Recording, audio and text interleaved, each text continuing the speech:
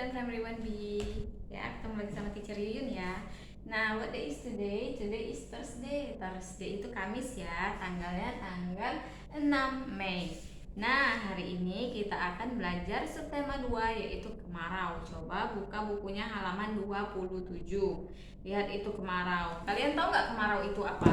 Kemarau itu biasanya jarang hujan. Kalau misalnya sungai itu kering, lalu kalau tanah-tanah itu biasanya kering juga ya karena jarang hujan. Jadi kemarau itu sering juga disebut musim kering ya.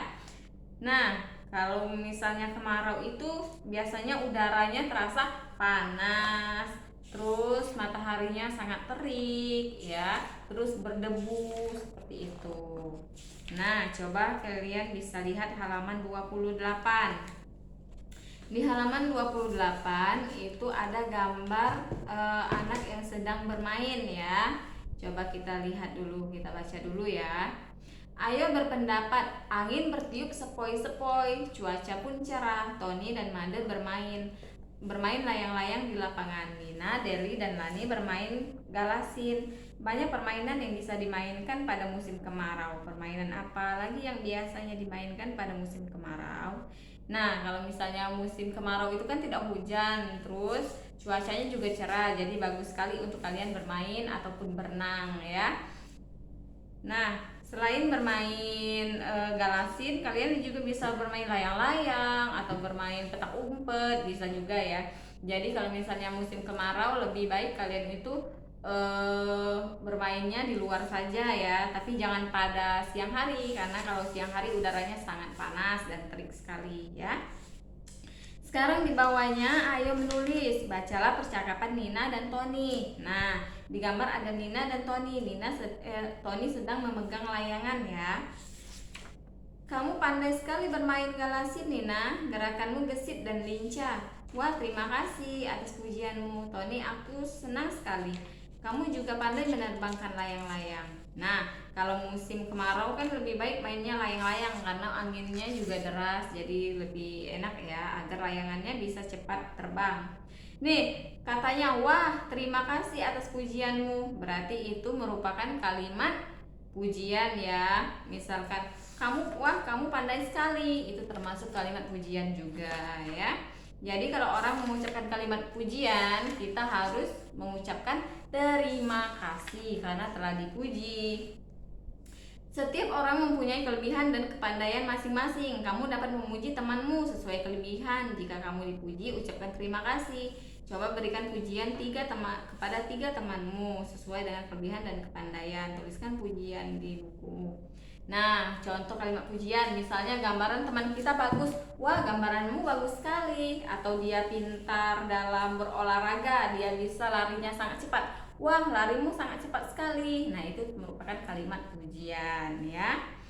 Kelebihan dan kekurangan orang itu tidaklah sama. Misalkan Tony bisa menerbangkan layangan, Nina bermain gasingnya sangat cepat. Lalu misalnya Deli sangat pandai berenang. Nah, jadi kalau misalnya kalian itu berbeda dengan teman kalian, misalnya teman kalian bisa larinya cepat, sedangkan kalian larinya lambat, kalian lalu kecewa seperti itu. Jangan, karena kelebihan dan kekurangan seseorang itu berbeda. Kalau misalnya mereka bisa larinya cepat, mungkin kalian bisa menggambarnya lebih bagus dari dia. Seperti itu ya.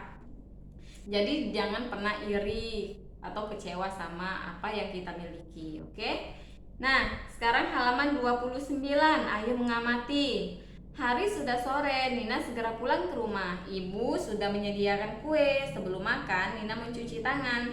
Nina menghemat penggunaan air. Perhatikan cara mencuci tangan. Nah, kalau misalnya kita mau makan setelah main, kita jangan lupa cuci tangan, cuci kaki. Bila perlu kalian bisa mandi dulu ya, agar keringat-keringat atau kotoran yang menempel di baju atau di badan itu segera hilang ya. Dan kuman-kuman pun tidak ikut dengan kita dan tidak menimbulkan penyakit. Nah, ini adalah cara mencuci tangan dari Nina. Nomor 1, Nina membasahi tangan dengan air ya. Lalu nomor 2, keran dimatikan, Nina mencuci tangan dengan sabun. Nomor 3, Nina membilas sabun dengan air secukupnya. Lalu Nina mematikan keran setelah mencuci tangan. Nah, kita hidupin keran, lalu kita basahkan tangannya. Kalau kita mau ambil sabun, kerannya matikan dulu. Kalau kita mau bilas, kita hidupin lagi. Jadi agar airnya tidak terbuang atau mubazir ya. Nah, pada musim kemarau, hujan jarang turun, sumber air pun semakin berkurang. Kita harus menghemat penggunaan air. Kamu dapat menghemat penggunaan air dengan aturan-aturan berikut. Walaupun air di rumah kita banyak, kita ada ledeng, tapi kalau musim kemarau, pam juga bisa mati loh. Jadi kita harus menghemat air ya, agar persediaan air di rumah kita cukup untuk semua orang ya. Nah, ini cara menghemat air. Matikan keran ketika sedang menggosok gigi. Menyiram tanaman dengan air bekas mencuci beras atau sayur. Matikan keran sebelum meninggalkan kamar mandi. Matikan keran ketika tidak dipakai. Mencuci sepeda air dalam ember, lalu menyiram tanaman dengan alat penyiram.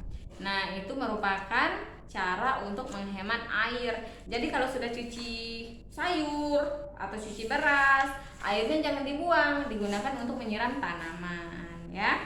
Lalu matikan keran kalau tidak dipakai ya. Lalu menyiram tanaman itu pakai alat penyiram. Kalau alat penyiram itu kan bisa hemat ya. Nah, sekarang di SBDP, ayo menari. Nina menonton acara menari di televisi. Nina menirukan gerak tarian di televisi. Ayo menari seperti Nina. Gerakan kepala, tangan, kaki, dan badanmu. Marilah bersama teman-temanmu lakukan gerakan sesuai hitungan. Nah, misalkan kalau kalian ingin menari, kalian bisa lihat di YouTube atau bisa lihat di televisi cara menari yang mudah saja ya. Seperti Nina dan teman-temannya, mereka menari menggunakan kepala bisa digeleng-geleng seperti ini. Kalau tangan bisa diangkat seperti ini, lalu kaki bisa ke kanan, ke kiri, ke depan, dan ke belakang. Ya, kalian kan masih kelas 1, kalian bisa menari ataupun menggunakan gerakan yang mudah saja ya. Nah, sekarang kita beralih ke pembelajaran 2. Pembelajaran 2 itu ada gambar ini ya. Ada gambar ayah, ibu, dan Tony. Nah, Tony mirip dengan ayahnya ya, warna kulitnya dan rambutnya. Sepertinya Tony memang anak ayahnya ya, karena dia mirip sekali dengan ayahnya. Nah, sekarang halaman 33. Oh ya, kita baca dulu ya. Ayah berkata kepada Tony, "Kamu hebat Tony, berani bermain di air." Lalu ibu bilang, "Betul sekali ayah, Tony sekarang sudah bisa menjaga keseimbangan di atas papan pelampung." "Terima kasih ayah, terima kasih ibu." Nah, itu merupakan kalimat pujian ya.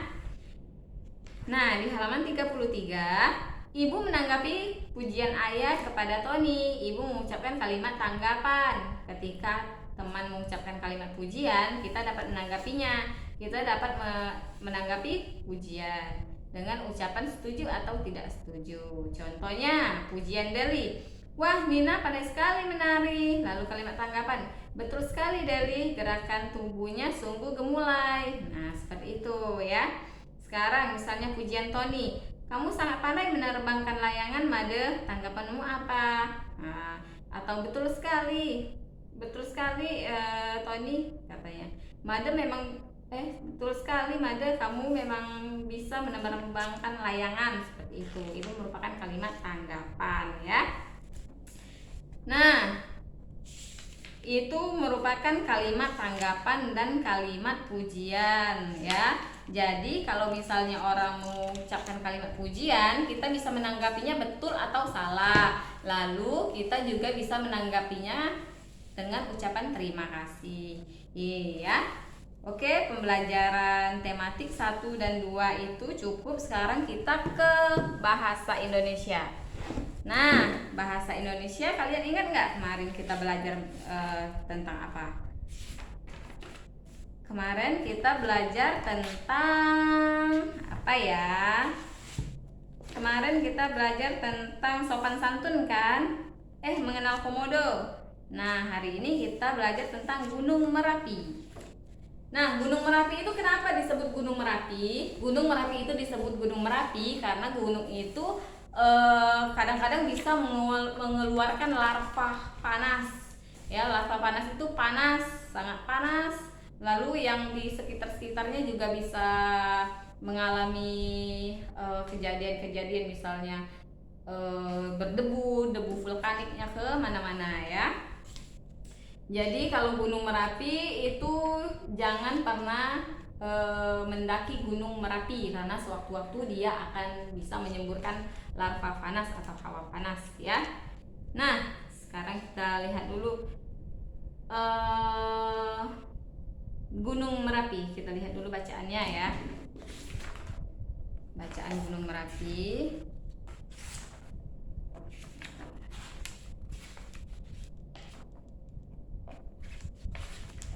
Ya, ayah Doni baru saja datang dari tugasnya di luar kota. Ayah memberi Doni semua buku tentang gunung-gunung Merapi di Indonesia.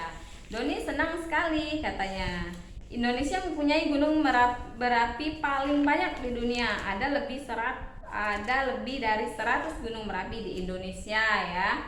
Nah, jadi di Indonesia ini termasuk gunung Merapi yang terbanyak ya. Jadi kalau misalnya kita mau jalan-jalan, kita jangan ke tempat gunung berapi ya. Nah, sekarang kita baca dulu Gunung Merapi. Indonesia mempunyai gunung berapi paling banyak di dunia. Ada lebih dari 100. Disebut sebagai gunung berapi karena dapat mengeluarkan api dan dapat mengakibatkan letusan. Letusan gunung berapi bisa sangat berbahaya bagi makhluk hidup yang ada di sekitarnya. Saat meletus, gunung Merapi mengeluarkan cairan lumpur dan abu panas. Ini sangat berbahaya, oleh karena itu semua yang hidup di sekitar harus diungsikan saat terjadi letusan Gunung Merapi. Tidak semua Gunung Merapi masih aktif, ada juga yang sedang tidur, artinya saat ini belum ada tanda-tanda akan meletus. Ada pula yang sudah mati, artinya gunung itu tidak akan meletus lagi. Tanah di daerah sekitar Gunung Merapi sangat subur karena lumpur yang dikeluarkan mengandungi banyak zat yang menyuburkan. Jadi daerah sekitar Gunung Merapi sangat baik untuk pertanian dan perkebunan. Nah, teks itu bisa kalian baca di halaman 108.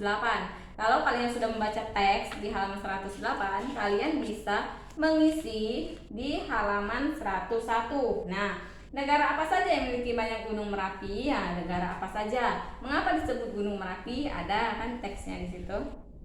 Ya. Nah, itu ada cerita juga. Yang ini juga gunakan. Kamu bisa menyusun cerita kelompokmu seperti berikut. Gunung yang kami pilih adalah gunung apa? Ya, gunung. Kalian bisa diisi di sini ya. Tapi kalau teacher tugaskan, kalau misalnya tidak teacher tugaskan tidak usah dikerjakan ya.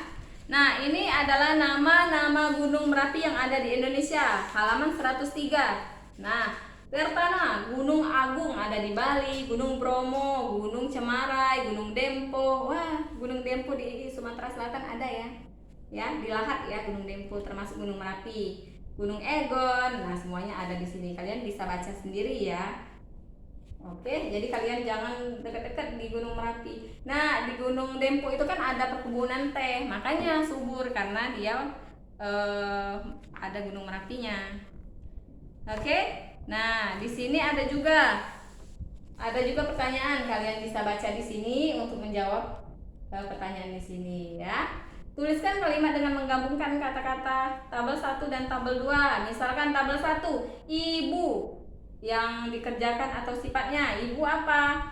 Ibu cocoknya apa? Ibu memasak sayur bayam. Nah, misalkan ya, ini tabel 1 nih. Tabel 1, ini tabel 2. Tabel 1 ibu, tabel 2 itu yang cocok apa untuk ibu? Berarti ibu memasak apa? Sayur bayam. Nah, kalian bisa ditarik garis. Ibu tarik garis ke sini, masak sayur bayam ya. Lalu ditulis lagi di sini. Di sini ibu memasak sayur bayam. Seperti itu ya. Oke. Nah, untuk yang ini 106. 106 ini adalah membuat tulisan halus kasar. Kan pernah teacher bilang tulisan halus kasar itu ada 5 kolom.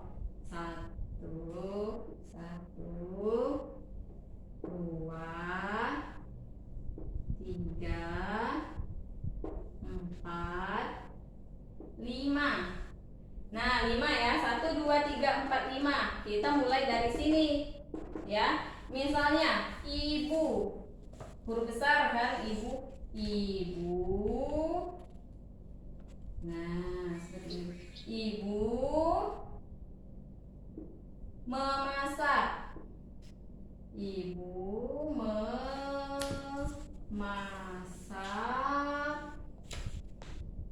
sayur. Nah, turun seperti ini, sayur bayam. Nah, seperti ini ya. Nah, itu adalah contoh dari tulis halus kasar. Kalau naiknya 3, kalau turunnya juga 3 ya. Oke. Ya, untuk pembelajaran bahasa Indonesia dan tematik hari ini, teacher kira cukup sampai di sini. Nanti untuk tugas teacher akan kirimkan di Google Classroom. Oke, student primary 1B, good morning.